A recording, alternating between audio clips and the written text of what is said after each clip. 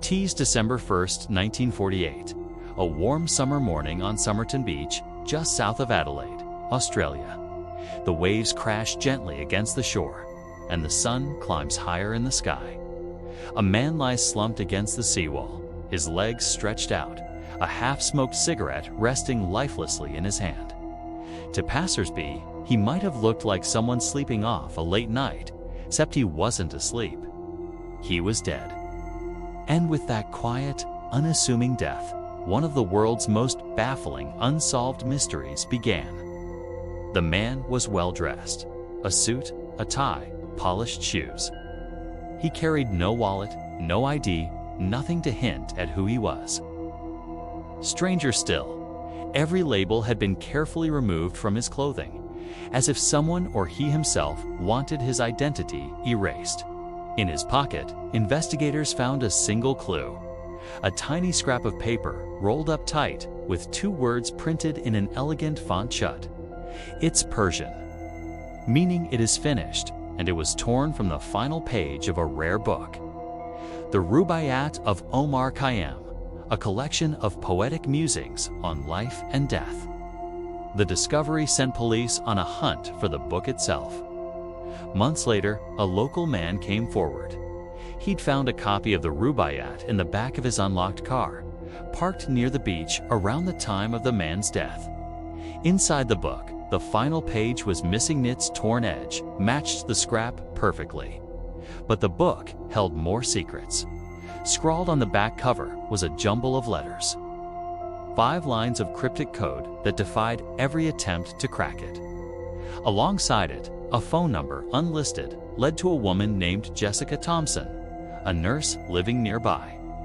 She denied knowing the man, though her nervous demeanor raised eyebrows. When shown his face, she seemed shaken yet stuck to her story. Who was this man? The autopsy offered no clear answers. His body showed signs of poisoning. His spleen was swollen. His stomach contained traces of blood, but no poison was conclusively identified.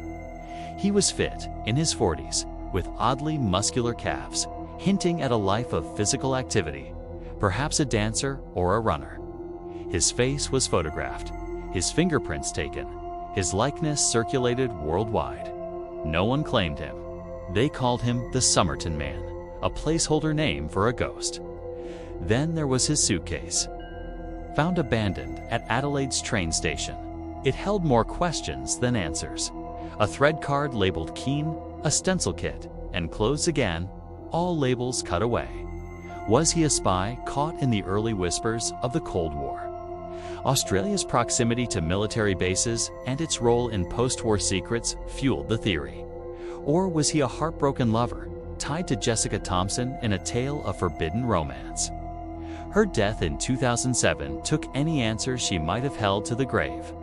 The code remains uncracked to this day.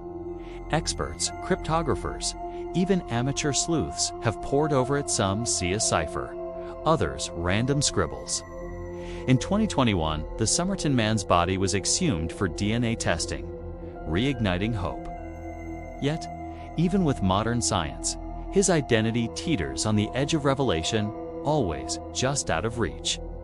On Somerton Beach, the waves still roll in, indifferent to the man who died there. His plastered death mask sits in a museum, staring blankly at the curious, while Shud echoes as a final taunt.